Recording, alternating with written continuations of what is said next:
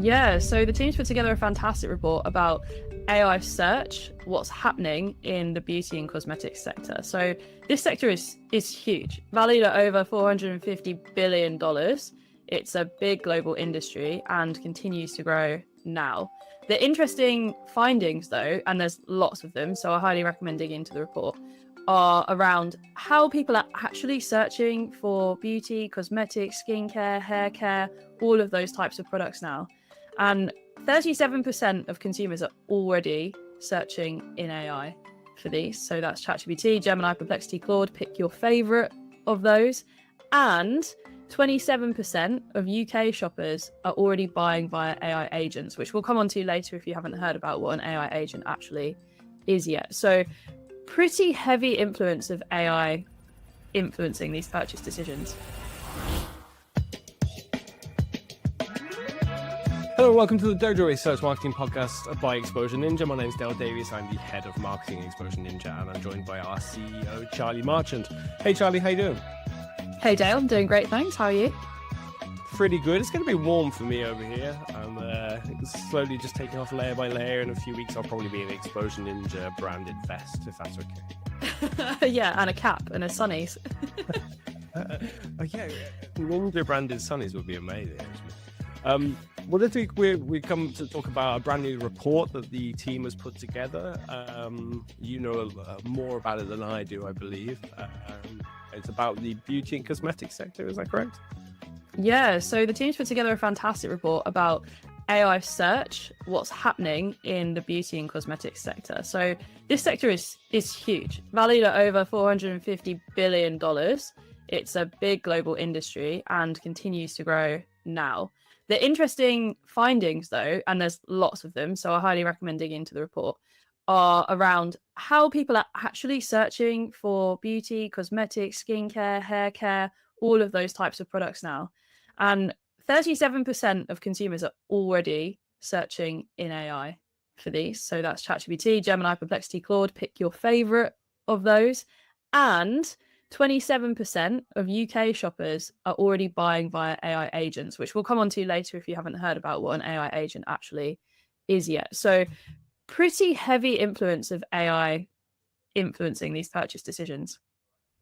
Is that AI usage within like social media platforms? Are we calling that just the AI platforms themselves, like ChatGPT or Gemini and so on? Yeah, we're talking about ChatGPT, Gemini, AI chatbot platforms, and also AI overviews in this report. The summaries that are AI generated that appear on the main Google search results page at the moment. Okay, 37% sounds like actually quite a bit more than I was expecting. I thought it was going to be like a slow adoption thing. It might be lower, but it's quite high. You know, I maybe even feel the opposite, that it's not high enough or not as high as I thought it was, because I use ChatGPT for almost all searches that I personally do relating to this sector, for things like skincare, hair care, all of that. Color analysis, which is very sort of top of funnel, I use ChatGPT for all of that as well. ChatGPT is basically my Bible when it comes to everything in this sector. I wonder if how much of it is impacted by people going off personal recommendations, and whether people are kind of making a slow transition to, I can get it customized to myself. Because I'm just observing, makeup side of TikTok, having like gone and investigated like one of our team's accounts recently, where they're making recommendations. I feel, I tried this one, it's great because my skin is like this. Whether people are like so used to that way of finding the right thing for them that they just haven't tested it just yet. Maybe I would even. The real question here is what you're up to watching makeup videos on TikTok. That's what everyone actually wants to know, Dale. It's the inquisitive, analyst side of me. I can't help but just study people, how social media works, how video works, how marketing works, that kind of thing. I could just had to have a little cheeky look. I've thrown you off. What was your question? I don't know anymore. Well, I just wonder, is this, do you think, a sign of the direction in which people are going in terms of using AI more in this sector? Well, I think personalization is huge in this sector. It's shopping for cosmetics, beauty products, makeup, all of that type of thing is very personal. And we all have different like hair types, skin types, complexions, tones, all of that. So actually generic advice is generally not ideal. And if you're reading generic advice online, it gets really annoying quite quickly because you're trying to filter through such a large amount of information. And actually, one of the findings in this report was that around 80% of people abandon searches when they're searching traditionally using Google search results because they can't find the answers that they actually want to the specific questions they have. And I think personalization has always been pretty large in this sector because we've got things like The Ordinary global skincare brand. They have a very, very famous skincare regimen builder because even if you know that you want to buy from the skincare brand like The Ordinary, you go to their website and there's a huge number of products. So you still, as a consumer, if you don't already have a product that you're using that you definitely know, you're just going onto the site to buy that specific product, but you're actually in research phase and you're trying to build a skincare regime that works for you, it's really overwhelming. So I feel like brands in this sector, the clever, smart, switched on brands, have been thinking about personalization way before AI even came on the scene, because things like the regimen builder actually allow you to go through, select things like what type of skin that you have, what kind of problems that you have, if you have acne, if you have dry skin, if you usually wear SPF, if you are concerned about aging, all of that type of thing, to then get personalized product recommendations. And it's the same for other brands in this sector. So Only Curls, I actually have curly hair. Usually it's straight now, but it's usually curly. Only Curls does exactly the same thing. They have a quiz page where you go through, you're like, this is my hair type. There's like a million different curl types. And then they recommend you the types of products based on your curl pattern, based on if you have dry hair, if you have oily hair, if you have combo, all of that type of thing. So I feel like the smart brands have already been thinking about personalization. And for consumers, AI is kind of the next level of that, because now we can do things like just take a photo of our skin and upload it into ChatGPT and ask for recommendations. And kind of what you alluded to there about how much of this comes through personal recommendations from our friends or family, people we know. And I think a lot of that plays into it. I know that I myself do a lot of searching specifically personalized to me. But then if I get a ChatGPT answer that recommends Nivea or The Ordinary or CeraVe, all of those are brands that I know and trust from my family and from my friends. So I'm more likely to pick them in a lineup of 5 brands that AI has recommended if I actually recognize them. So I feel like that really comes into it when you're close to making a purchase decision. I have many questions off the back of what you're just saying. I suppose one of the first ones is that if I'm in a marketing leadership position where I have to make a judgment call on where I dedicate my budget, is it going to be to building out these like regimen builders where my products are like the only option, which is obviously perfect for me to get our product line, our new product releases in front of people. Whether I should continue to dedicate my budget there, or to put it into making my brand appear in AI answers, where it's a 50-50 chance if it might be, or a 20% chance that it might be mentioned. Like, do I dedicate to where I can guarantee I mentioned, or where I hopefully will be mentioned? Oh, I love this question, and I think it's not that simple. It really depends on who your competitors are and how well you're known your brand is. The ultimate answer is you want to do all of it, ideally. You want to be able to build something like that that's a content asset to your website that people know and rave about and go to. But if you are competing with a brand like The Ordinary and they've already got a huge regimen builder, and you're a medium-sized business, you're more of a mid-market player than a global player, I think it's going to be very difficult to knock them off with something like that on your own website. So you're more likely, I think, to do well optimizing for AI searches on ChatGPT, for example, for the niche of products that you actually have, and then making sure that your website's well structured so that when someone comes to it, it's quite easy to navigate between the different products that you have.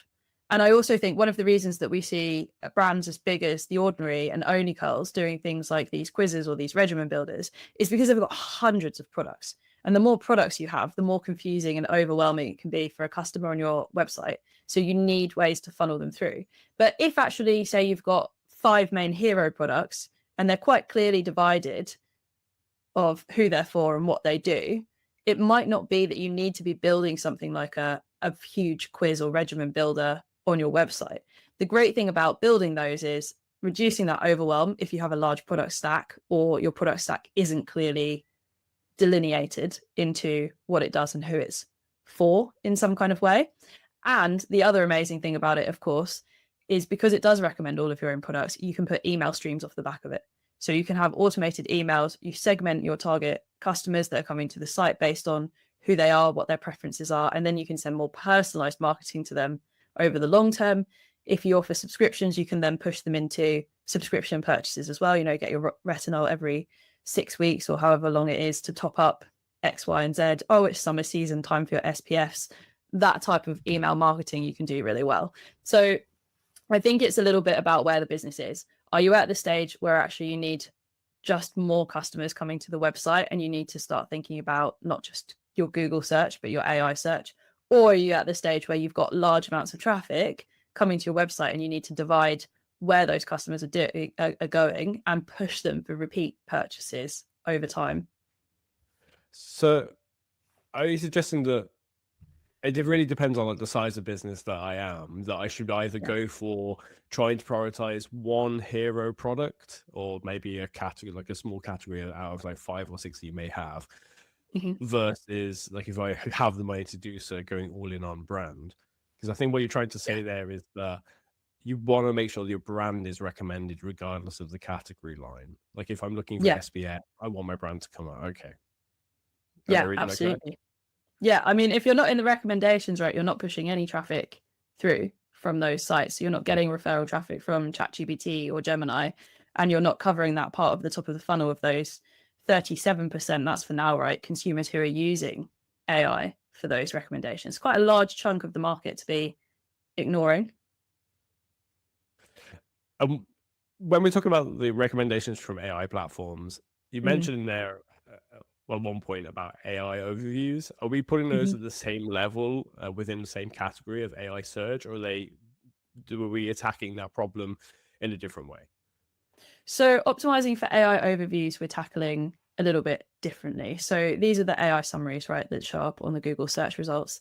And they show on around 36% of beauty queries, which arguably makes them more important than ranking number 1 organically for some of those types of terms, because the AI overviews often show above the 10 blue links above the organic search results that we're used to seeing.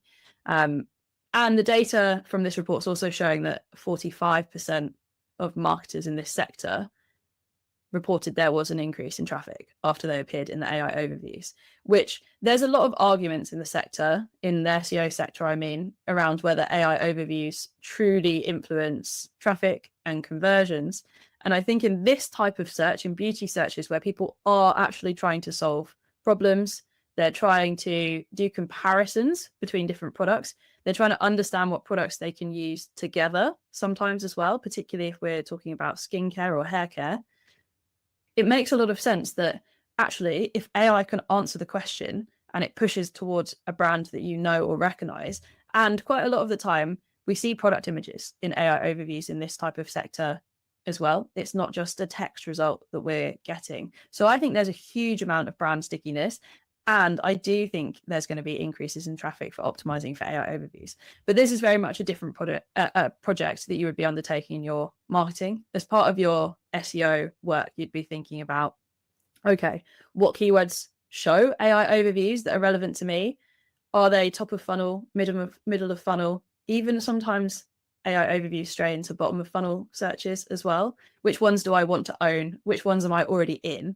And then which ones have I already got a position roughly 1 to 10 organic ranking for? Because if you're in the 1 to 10 already, you are much more likely to be able to own a position in the AI overview. So it's really a project to decide which ones have the commercial intent that you want to show up for, or that you feel like are part of the top of funnel that leads buyers through to actually purchase what you sell. My understanding of the beauty sector is that was there are e-commerce elements to it, then you will get purchased through your website. It's very much dependent on like omni-channel strategy. You have to be everywhere, and mostly to kind of aid a in-store purchase.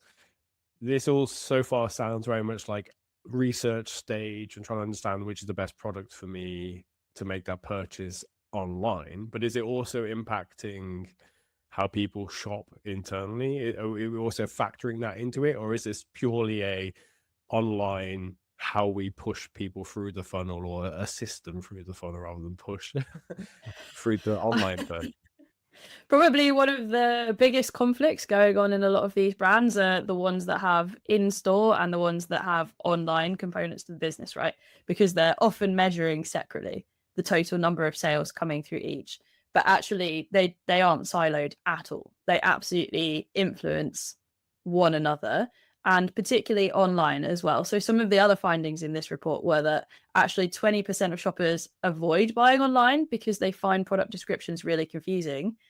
And 29%, I think this is crazy, go into physical stores to get the details that they can't find online. Imagine going into a store, that's huge, almost 30% of people, to read the label on the bottle on a shelf instead. What a waste of time. It just makes you think, imagine if these brands had extremely clear product descriptions online that answered all of those questions. It so much more likely to get the purchase immediately, because there are going to be people that want to browse in store. That's always going to be part of the beauty buying experience. But there are also going to be people who are just trying to answer the questions that they have before they make the purchase as well. But yes, it's very much omni-channel. I think all of this, AI searches, AI overviews, traditional SEO, our product descriptions on our e-commerce stores, the email marketing, things like regimen builders, they all actually influence what gets purchased both online and offline. And some consumers, particularly when it comes to skincare, hair care, makeup side of cosmetics, are going to want to go into Boots or Superdrug and actually see the products and find the thing that they think that they want. But most of the time, they're not going in there completely blind, because I don't know if you've been into a Boots recently. I find it one of the most overwhelming experiences ever, because there's about 100 different skincare brands, and you think, I'm just trying to find a bottle of retinol, and there's thousands of products, and they all try and make themselves look a bit different, but actually a lot of them look quite similar. So in a sea of Boots stands, and there's 500 other shoppers in there on a Saturday, I can think of way better ways to be spending my time than going in there. But it definitely influences it, right? I already know what I'm going in to buy, and I know that because I've researched it online. The reason I'm not ordering online might be even small things, like I couldn't find all the information. I decided I didn't want to pay the shipping fees because I just need this one-off product at this one-off point in time. Lots of different reasons. I can relate to your experience recently, having gone into a Boots and tried to find something, and it was near impossible. But as part of my market research and analyst kind of side, I also went into like H Beauty and a few others to just kind of see like how they all compare to each other. And there's a Sephora opening in a few weeks too, and I'm going to go and investigate that because I'm really curious about like how they sort out the store. But a lot of it, as you say, comes down to like the brand, like how well understood the brand is, and yes, the kind of execution of how strong the descriptions are, and how everything ties together in terms of like your social team acting the impression the customer has of the brand. But I suppose one of my questions right now is: are people still buying like in beauty at the moment? Like, it's a category that kind of fluctuates over time, and it goes up and it goes down depending on like how the economy is doing. I mean, I suppose my first question is the buyer still behaving today as we kind of expect them to be, in terms of they're still buying the same number of products?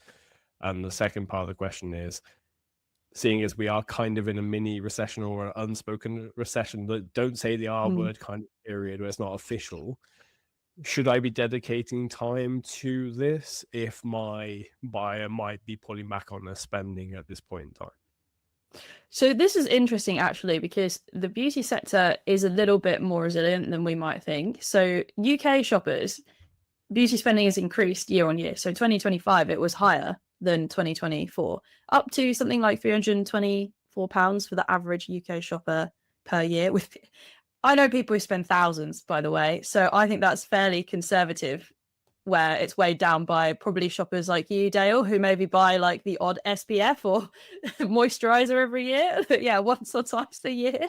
So that average is maybe a little different, but that's up from £291 in 2024.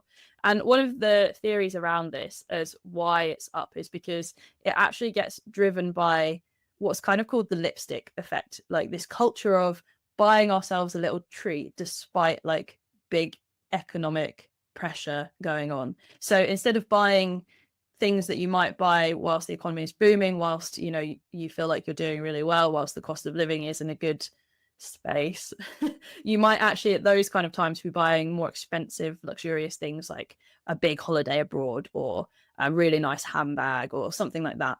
And what tends to happen in a recession or like concerns around economic downturn, that kind of pressure, cost of living isn't so great for most of us, is the lipstick effect, where we move towards buying like smaller, more affordable luxuries, i.e. lipsticks or similar types of cosmetic products, which actually means that this sector can boom in difficult times because people are more likely to treat themselves on a smaller scale. So less holidays, more hair care going on. So either way, we should still be dedicating our kind of attention, resource, strategy, planning to appearing in AI search, because regardless of how the economy is going, people are going to buy something. Absolutely. And I also think there's a thing, right? We build things like our own skincare regimen. They don't suddenly just stop because there's a recession. Like we don't all stop wearing our SPF in August just because there's an economic recession. Like some of these products are also what we kind of think of as need-based, like people believe, and in some cases definitely do, like things like SPF are pretty non-negotiable in the summer for the majority of people. There's a segment, a component of it where people are going to make those purchases because that is the type of product stack that they always buy, the same way that they buy certain foods at the supermarket every week as well. And then there's going to be things like, new makeup releases, new eyeshadow palettes, which are more optional. I know not everyone feels like they're optional, but technically they are, that perhaps are going to be coming into those like little treats, something that's new, something that's exciting, something that feels like you're treating yourself. So I think there's kind of two types of purchases and purchasers potentially that really happen during this period. So yeah, definitely not a time to be taking a foot off the gas when it comes to selling in this sector.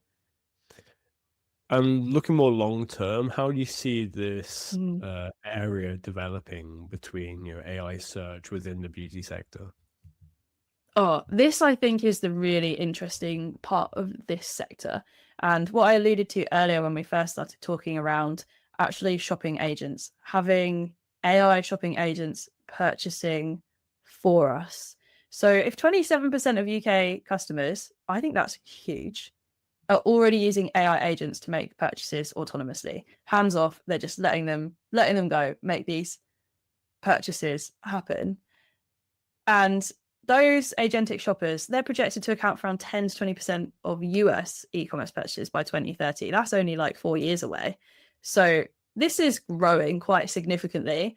And I think it's actually a lot of the brands in this sector who are really leading the way with it, particularly also sites on Shopify, integrating checkouts into ChatGPT so that consumers just have a much quicker, easier time. I think a lot of this will also be down to things like people roughly know what they want, and there's some repeat purchases that happen outside of subscription models. So just having AI agents actually autonomously go and solve those problems. And I think a lot of this will integrate into the types of top of funnel conversations we have in AI platforms like ChatGPT.